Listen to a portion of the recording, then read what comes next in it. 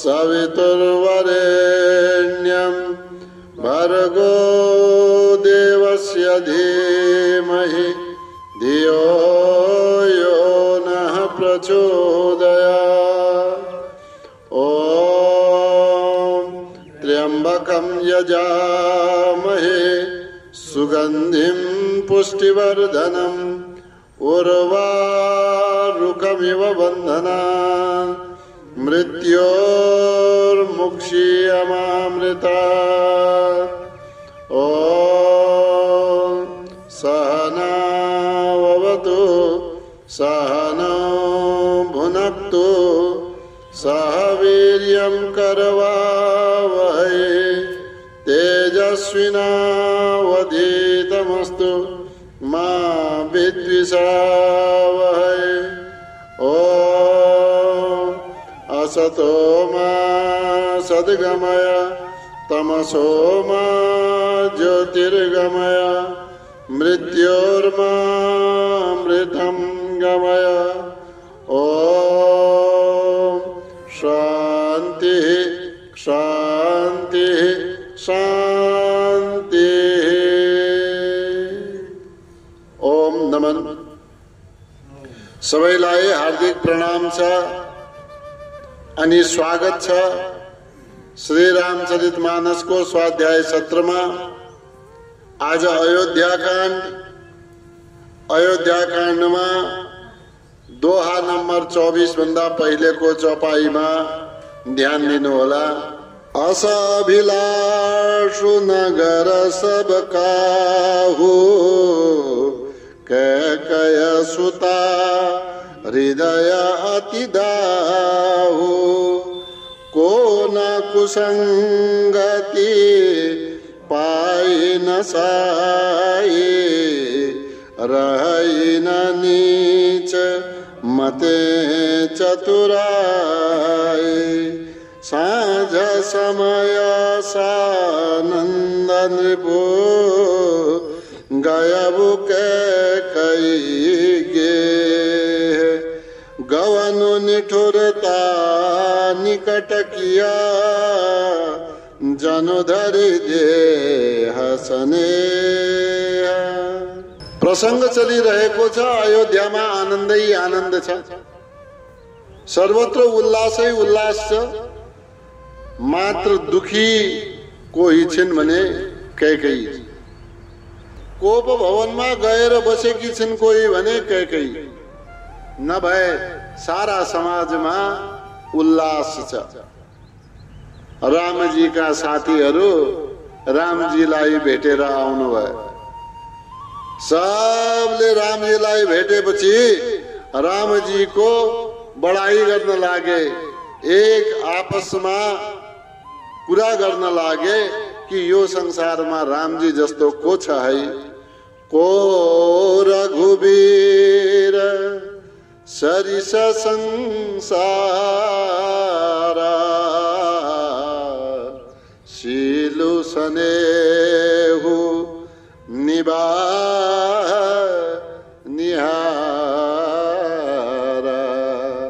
शील को निर्वहन गर्ने, व्यवहार को निर्वाह गर्ने यो संसारमा रामजी भन्दा बाहेक अरु यस्तो कोही पनि छैन।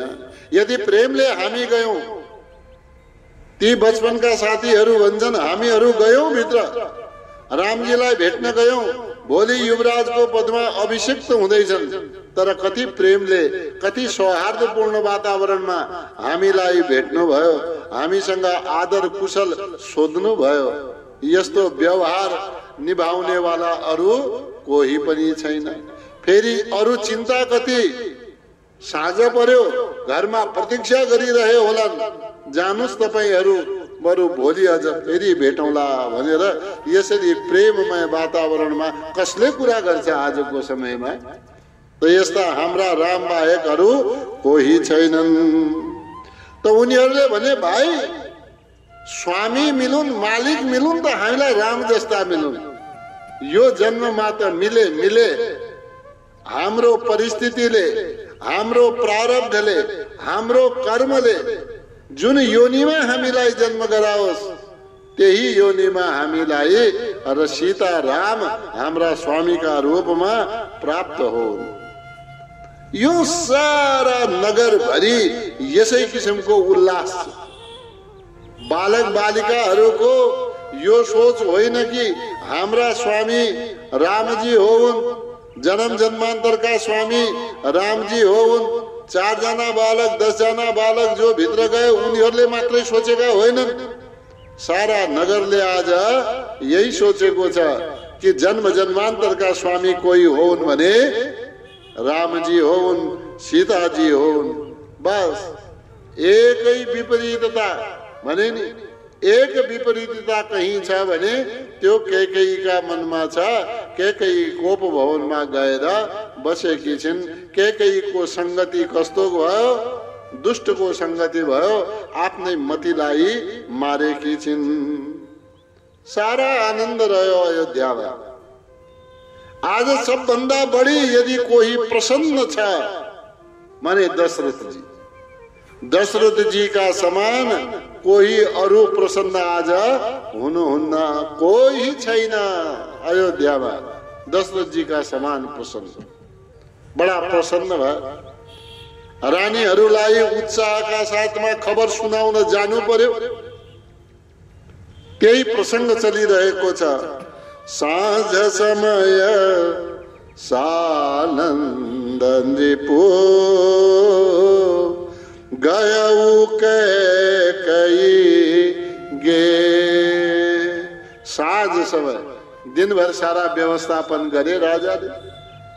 साँझको समय भयो, बडा आनन्द भयो, उल्लास भयो।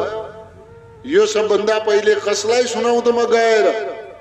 आफ्ना अन्तरङ्गमा दे कसलाई म बताउँ त मैले कैकेयीलाई पहिले भन्नु पर्दछ।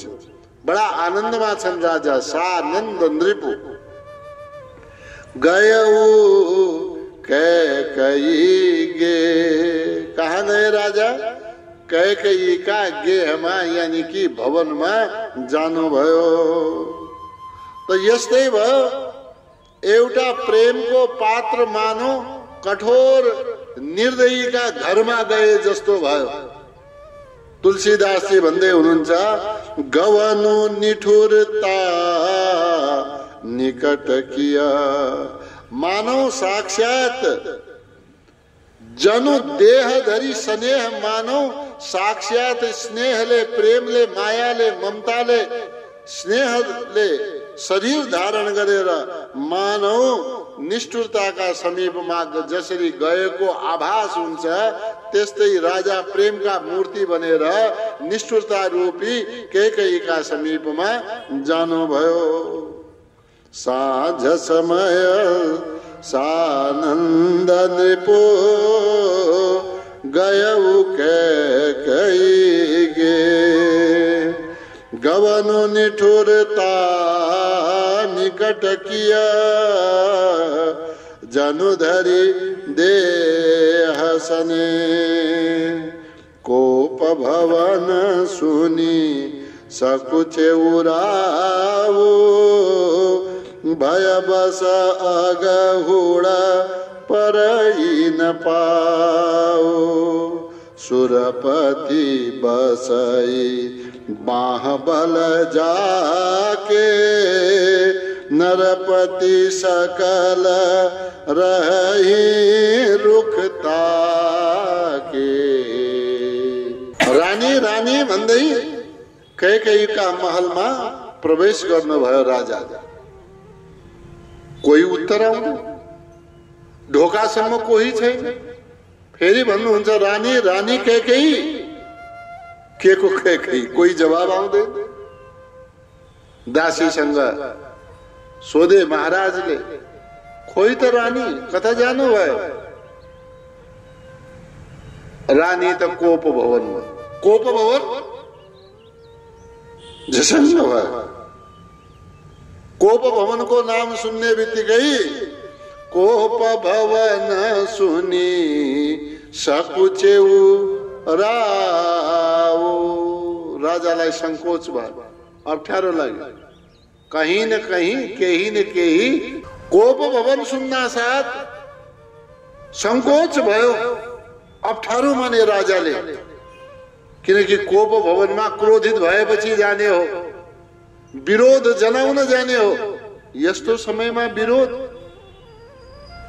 जसरी निर्धारित गरिएको हुन्छ अहिले कि विरोध तपाईले जनाउनु छ भने यहाँ बसेर तपाई विरोध जनाउन सक्नुहुन्छ। त्यस्तै यो अहिलेको विरोध जनाउने वाला ठाउँ पहिलेको कोप भवन नै। राजाले बडा अप्ठ्यारो माने। अब कसो भए, बडा खुसीका साथ डकुरी डकुरी आइराखेका राजा, उब्री उब्री आइराखेका राजा भया बस। कोप भवन को नाम सुन्न साथ मनमा डर लाग्यो, भयले व्याप्त भयो शरीर मन। अगहुड पराई नपाओ, हिँड्दा हिँड्दै जानेर पुग्नु भएको थियो, त्यहीँनिर घोडाहरू रोकिए, अगाडि बढ्दैनन्। अब अगाडि बढेनन्, एक कदम पनि अगाडि बढेन। के भयो हेर्नुहोस् त, नामै कोप भवनमा गइन् रानी भन्ने बित्तिकै आनन्द उत्साहमा दक्लिरहेका राजाका पाउहरू मानाशील भए, एकदमै रोकिए माना। सुरपति कस्ता हुन्थे, को रोकियो आज? कोप भवनको नाम सुन्ने बित्तिकै कसका घोडा अगाडि बढेनन्।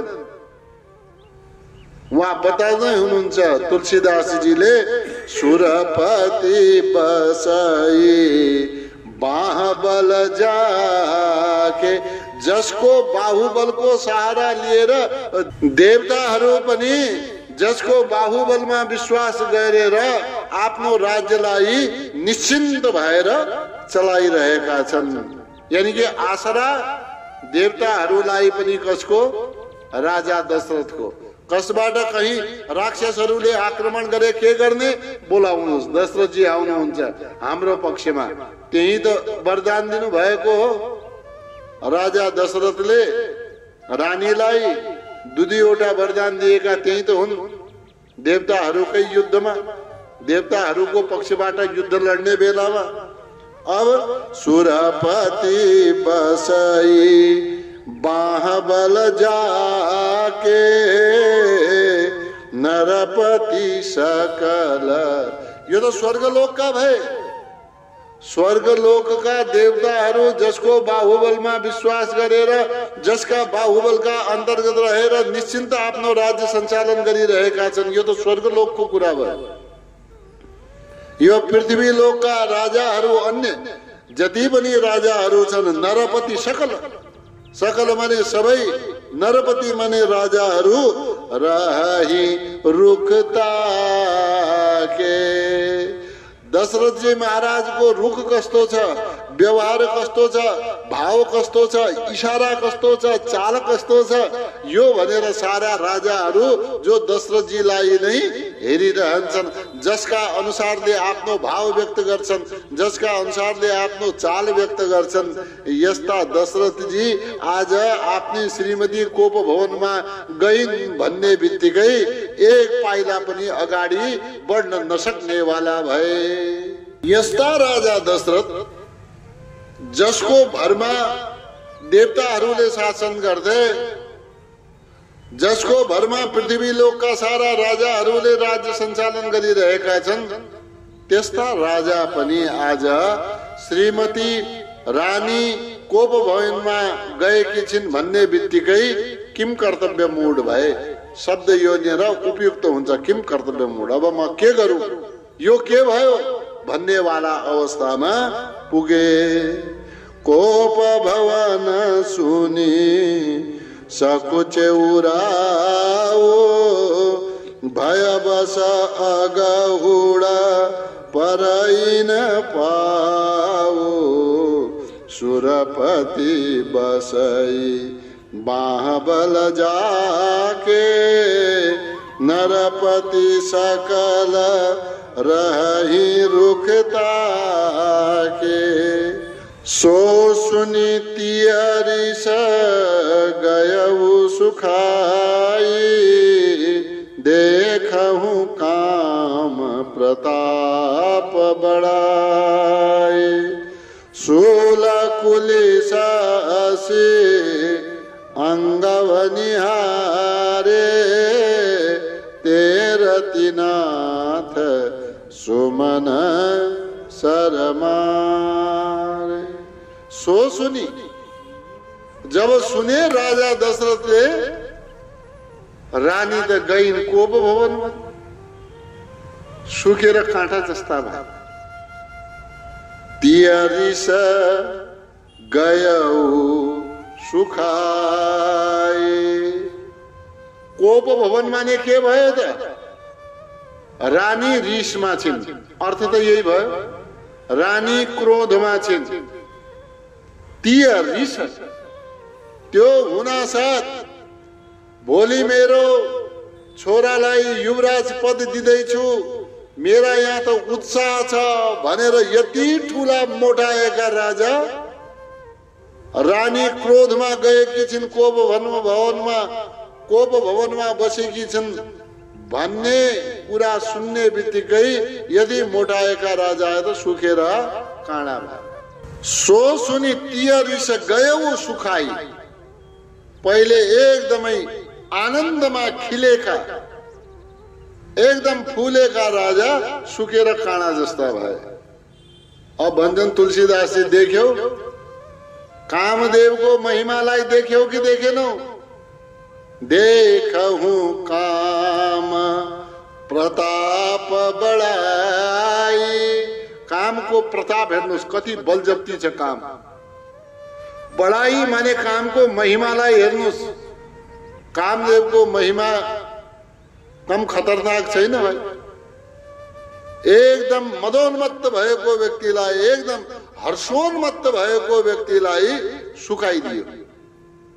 शूल कुलिस असी अंगवनी हारे।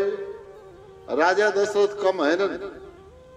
शूल भन्नाले त्रिशूलको चोटलाई पनि सहन गर्न सक्छन्, आफ्ना शरीरमा, आफ्नो छातीमा लिन सक्छन्।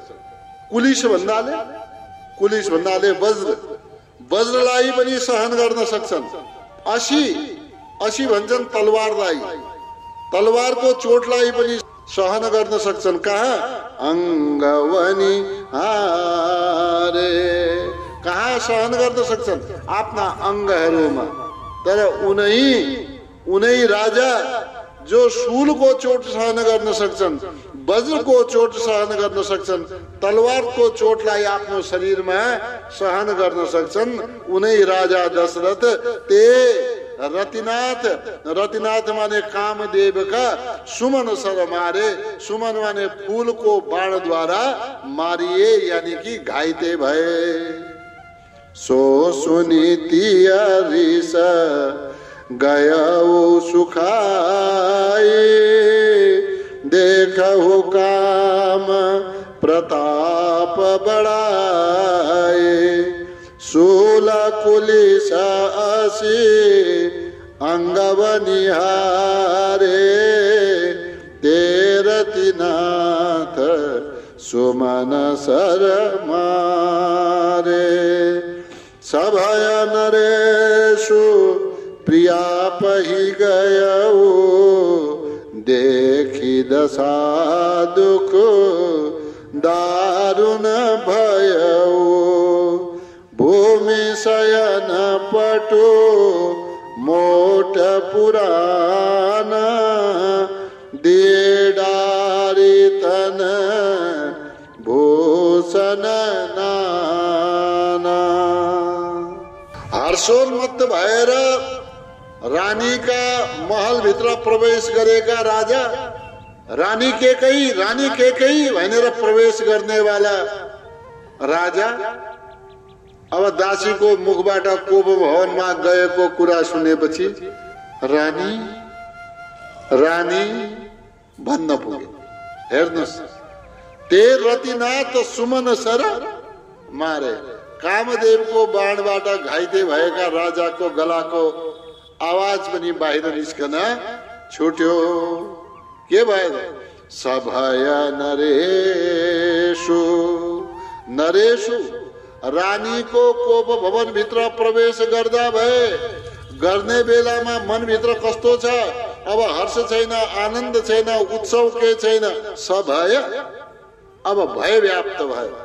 सभय नरेशु प्रिया पही गयो।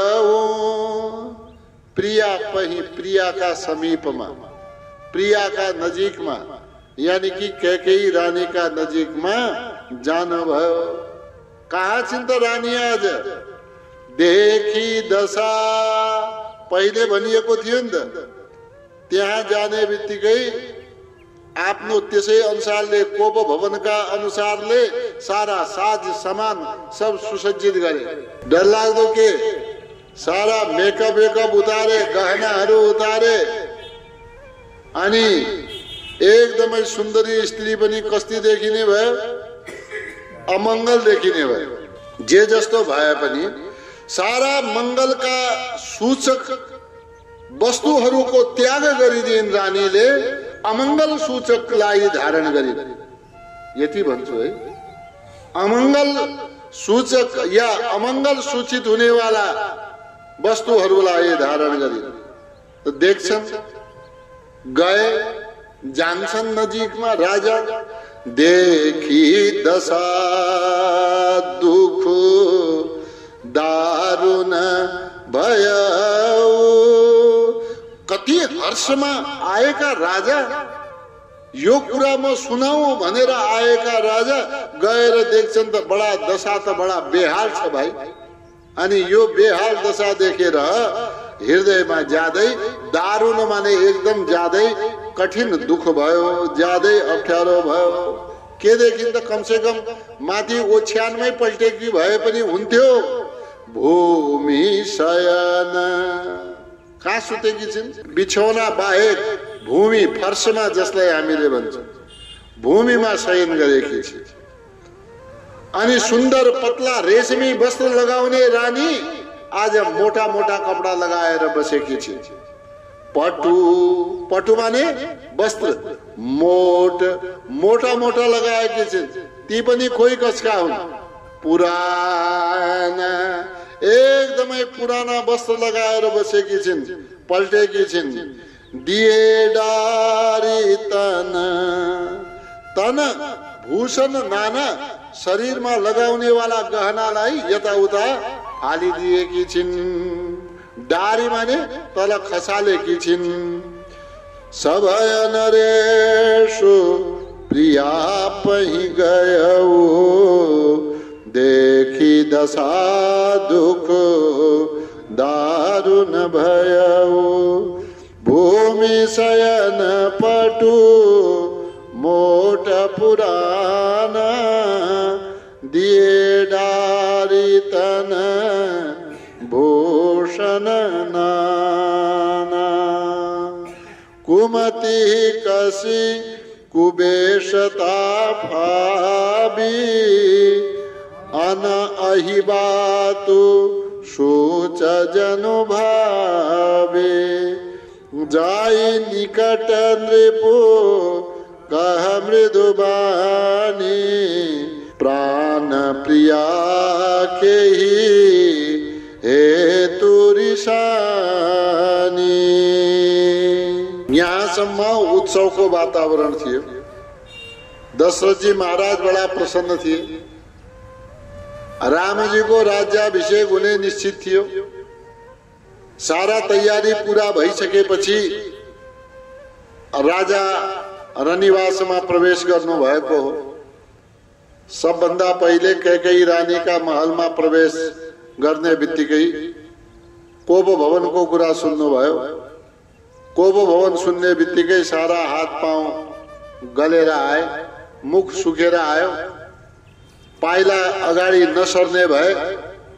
बडा मुस्किलले कोप भवनसम्म पुगेर के देख्दछन् राजाले भने भुइँमा शयन गरेकी कैकेयी रानी पुराना पुराना मोटा मोटा लुगा लगाएर भुइँमा पल्टेकी छिन्। शरीरमा गहनाको नाम निशान छैन। अब सधवा नारीले आफ्ना आभूषणहरू उतारेर बाहिर फालेपछि अमङ्गल सूचक यसलाई भनिन्छ। त्यसैमा तुलसीदासजी भन्दै हुनुहुन्छ,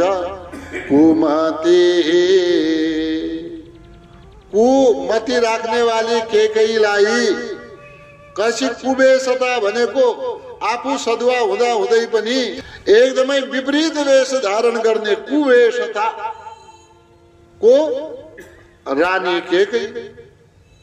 के भन्दै हुनुहुन्छ तुलसीदासजीले, यो कुबुद्धिवाला केकैलाई त यो बडा फापेको छ यो वेश। यसरी यो आभूषणहरूको त्याग गरिदिनु, मोटा मोटा पुराना पुराना लुगाहरू लगाउनु, यो त बडा फापेको छ, राम्रै देखिएकी छिन् केकै। यस्तो लाग्दैछ मानो सूच जनु भावी। यसले यो क्रोधका कारणले, कुमतिका कारणले यस्तो गरेकी हुन्। तर कहीं यस्तो पनि एउटा संकेत छ, सूचना दिइरहेको छ, जनु मानव भावी के हुनेवाला छ, हुनेवाला विधवापनको यो सूचना हो। हालांकि गरिन् त क्रोधमा, तर यो एउटा सूचना पनि हो। के को? विधवापनको शब्द कहाँबाट उत्पन्न भयो? अनअहिबात भन्नाले विधवापनको यो सूचना पनि जनाइरहेको छ। हजुरलाई बताउँ म, अहिवात शब्द जो छ, अहिवात शब्द सौभाग्य सूचक हुन्छ, सिन्दूरको सूचक हुन्छ अहिवात। अहिवातमा यहाँ अन जोडिदियो, अनअहिवात भन्नाले विधवाको सूचक भयो। त यहाँनिर यसलाई सम्झनु होला, अहिवात भन्नाले सौभाग्य सूचक, अनअहिवात भन्नाले दुर्भाग्यको सूचक वा विधवापनको सूचक, सौभाग्यपन रहित यसलाई बुझ्नु होला। त मानव भावीले विधवापनको सूचना यहाँ दिइरहेको छ। अब जे भए पनि राजाले एक निर्णय त गर्नु पर्यो, नजिक त जानु पर्यो, नजिक त पुग्नु पर्यो। जाई निकट, नजिक जानु भयो राजा। नृपु कह मृदु बानी, राजाले नजिकमा गएर कोमल बाणीमा सोध्नु भयो, रानी यसो किन गरिरहेकी छौ? यस्तो मंगलको बेलामा यो कुमंगलको विचार कहाँबाट उत्पन्न भयो? प्राण प्रिया केही हेतु रिसानी। हे प्राण प्यारी, किन रिसाउनु पर्यो या किन रिसायौ? केही हेतु रिसानी, के कारणले तिमी रिसाएकी हौ त्यो त बताऊ। यस्तो मंगलको बेलामा यस्तो अमंगल सूचक सारा दृश्यहरू या यो कोप भवनमा आउनु, यो सबै त उचित भएन। कुमति कसी कुबेशता फावे, अनहिबातु सूच जनु भावे। जाय निकट नृपु कह मृदु बानी, प्राण प्रिया केही हेतु रिसानी। केही हेतु रानी रिसानी, परसत पानीपति नेवारये। मानहु सरोस भुवंग भामिनी, विषम भाति निहारये। दो वासना रसना दसन बर, मरम ठारु देखई। तुलसी नृपति भवतव्यता बस, काम कौतुक लेखई। कोप भवनमा राजा पुगे, डर मान्दा मान्दै रानीका समीपमा गए त त्यहाँ भन्नुभयो, प्राण प्रिया केही हेतु रिसानी। यसरी हात राख्यो होला राजाले, केही हेतु रिसानी। यता हात राख्ने बित्तिकै जोडले हात झट्का दिएर उता फालिदियो होला। अझ नजिक गए, किन रिसायो, किन रिसाउँछौ रानी? फट जोडले हातलाई टाढा फालिदियो। नबोल्नुस् मसँग। यस्तै केही एक भाव सम्झेर हातलाई टाढा फालेको कल्पना गर्दै यो छन्दलाई हेर्नुहोस्। केही हेतु रानी रिसानी। राजाले भने कि हे रानी किन रिसाउँछौ? परसत, परसत स्पर्श गर्न लाग्दा। केले? पानी, हातले। पति, यहाँ हेर्नुहोस्, पति नेवारै, आफ्ना पतिले हातले स्पर्श गर्न लागेकोलाई निवारण गर्दिन्, यानी झट्काले हटाइदिन्। मानहु सरोष भुवंग भामिनी विषम भाति निहारै। हातको झट्काले निवारण गरेको यसरी हेर्नुहोस्, हातलाई हेर्नुहोस्। हातको झट्काले यसरी राजाले स्पर्श गर्न खोजे, उताबाट यसरी जोडले हातले निवारण गर्न खोजेको बेलामा यसलाई के मान्नु हुने हो? यता हैन, मानहु सरोष रिसाएको। भुवंग भामिनी माने नागिनी, भुवंग माने सर्प अनि भामिनी माने सर्प की पत्नी। यो नागिनीले विषम भाति निहारै, जसरी सर्पले टोक्न खोजेपछि फुंकार गर्दै यता र उता हल्लिँदै हेरिरहेको हुन्छ, त्यस्तै कोप भवनमा बसेकी रानीले पनि निहारै हेरिरहिन्। अब यहाँनिर तुलसीदासजी वर्णन गर्दै हुनुहुन्छ, यो फण कस्तो छ? फणबाट लपलपाएर बाहिर निस्केका दुई जिब्रा छन्। दो वासना रसना, फणबाट बाहिर निस्केका दुई जिब्रा, अनि जिब्राको दुवैतिर यसरी देखिनेवाला दुई दाँत, अनि यसरी घुमिरहेको टाउको के संकेत गर्छ? कानेर म हेरौं, कानेर ठाउँ छ, कानेर म यो टोकौं, यो दाँत त्यसमा लगाऊं, आफ्नो जहर त्यहाँ फालौं। यस प्रकारले हेरिरहेको छ नागिनीले। दो वासना, दो वासना, दुई वर रूपी जो इच्छा छ। रामलाई वनवास, भरतलाई राज्याभिषेक रूपी जो दुई वासना छन्। रसना, यी दुई जिब्रा हुन्। दशन वर, अनि यस्तै वर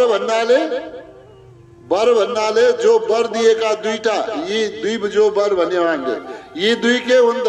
यी दाँत हुन्। अनि यो के गरिरहेका छन्? ठिक ठाउँमा देखेर त्यहाँ टोक्न खोजिरहेका छन्। यी वरलाई कसरी म भनौं भनेर मरम ठाहरू देखै, मर्म स्थानलाई हेरिरहेका छन्। तुलसी नृपति भवतव्यता, राजाको भवतव्यता हो तुलसीदासजी भन्नुहुन्छ। काम कौतुक लेखै, यी राजा दशरथ जी अब यो भवितव्यताका बसमा भएर यसलाई राजा दशरथको हाल अलगै छ। स्पर्श गर्न खोज्छन्, रानीले झट्का दिएर उता हटाउन खोज्छन्। राजाले यसलाई कामदेवको क्रीडा नै सम्झिरहेका छन्। यानी कि रानी कहीं जिस्किएकी त हैनन्, त्यत्तिकै जिस्किएर यो हात मेरो निवारण गरिरहेकी छिन् भनेर उसलाई हटाउन खोज्दैछन् या त्यतापट्टि अझ ज्यादा स्पर्श गर्न खोज्दैछन् भने उतापट्टि आफ्नो फण उठाएकी नागिनले मर्म स्थानलाई हेर्दै आफ्ना दाँतले टोक्न खोजिरहेकी छिन्। त दुवैको भाव फरक फरक भयो।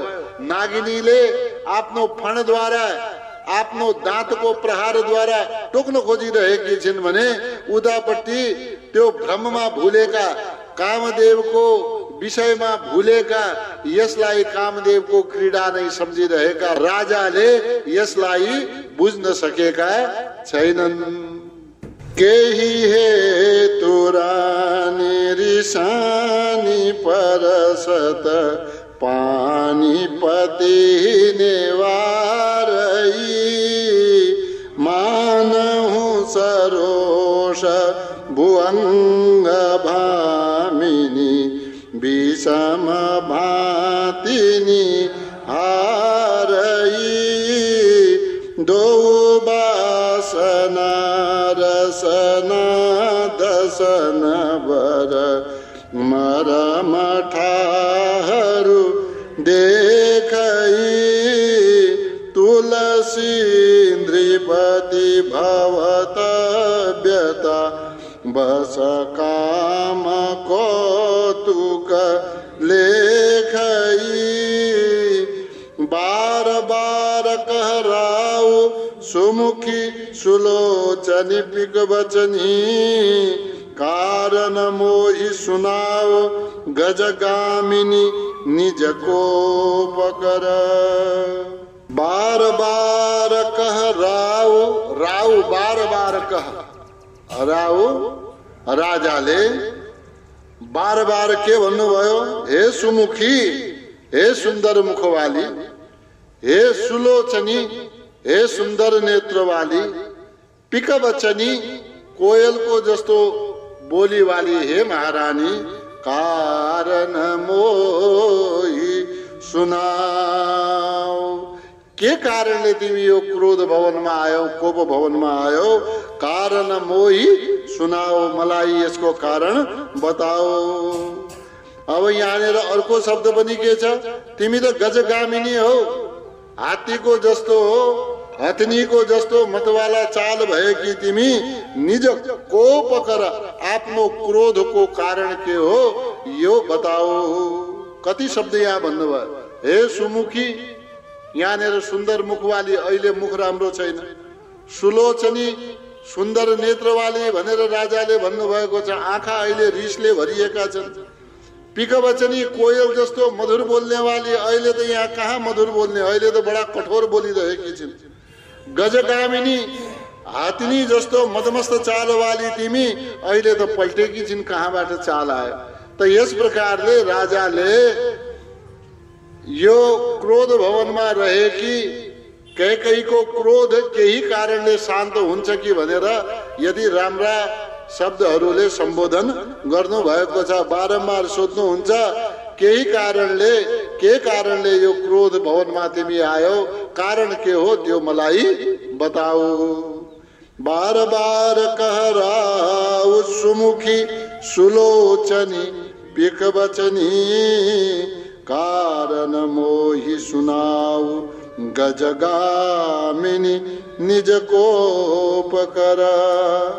अनहित तोर प्रिया केही कीना केही दुई सिर केही जमु चहलीना कहु केही रंग कही करो नरेशु कहु केही नृपही निकासो देशु।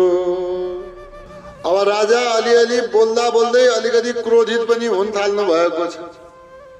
अब राजा क्रोधित हुन थाल्यो उता रानी केही बोल्दैन रिसाएकी मात्रै छ हातले स्पर्श गर्दा हातको निवारण गरिदिन्छ। अनहित तोर प्रिया केही किन हे प्रिया हे रानी अनहित यो तिम्रो कुभलो या अनिष्ट तोर प्रिया केही किन कसले तिम्रो अनिष्ट गर्यो, कसले कुभलो गर्यो, या के अनिष्ट तिम्रो गर्यो। केही दुई शिर, को यस्तो निस्क्यो जसका दुई शिर छन्। दुई शिरको त कोही हुँदैन। यस्तो अजुबा मान्छे जसले अनिष्ट केही कुरा गर्यो, जे पनि भनौं अनिष्टकारक सूचना दियो, यस्तो को होला जसका दुई शिर छन्। केही जमु चहलिना, को यमराजको मार्गमा जान चाहन्छ या कसलाई मृत्यु प्यारो छ, बताऊ मलाई त्यो को हो, कसले तिम्रो यो दुर्गति गर्यो। कहु केही रङ्कही करो नरेशु, या कुनै दरिद्रलाई राजा बनाइदिनु छ कि कुनै साधारण व्यक्तिलाई राजा बनाइदिनु छ कि भन, म त्यो बनाइदिन्छु। कहु भन केही रङ्कही, कुनै रङ्कलाई, दरिद्रलाई, कंगाललाई, करो नरेशु, राजा बनाइदिनु पर्ने भए आज कुनै देशको राजा बनाइदिन्छु। या कुनै राजाको यस्तो गल्ती छ, राजाको केही अपराध छ भने कहु भन केही कुनै नृपही राजालाई निकासौं देशु, देशबाट निकाला गरिदियौं, राजाको राज्यबाट च्युत गरिदियौं, शासनबाट हटाइदियौं। यदि कुनै दरिद्रलाई राजा बनाउनु छ भने भन, राजालाई राजपदबाट बर्खास्त गर्नु छ भने भन। कस्तो यो को यस्तो दुई शिरवाला व्यक्ति निस्क्यो, या कसले आफ्नो यमपुरीमा जाने इच्छा व्यक्त गर्यो, जसले आज या जसका कारणले तिमी यति दुखी भएकी छौ। अनहित तोर प्रिया केही किन, केही दुई शिर केही जमु चहलिना। कहु केही रङ्कही करो नरेशु, कहु केही नृपही निकासो देशु।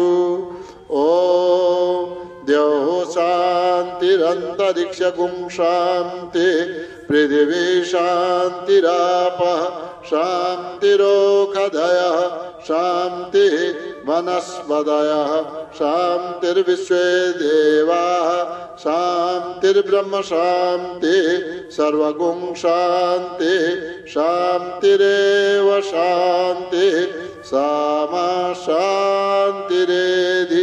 ओम शान्ति शान्ति शान्ति।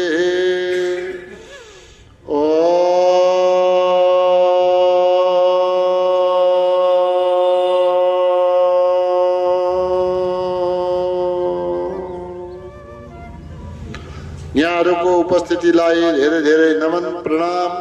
शुभ दिन। ओम नमन। ओम।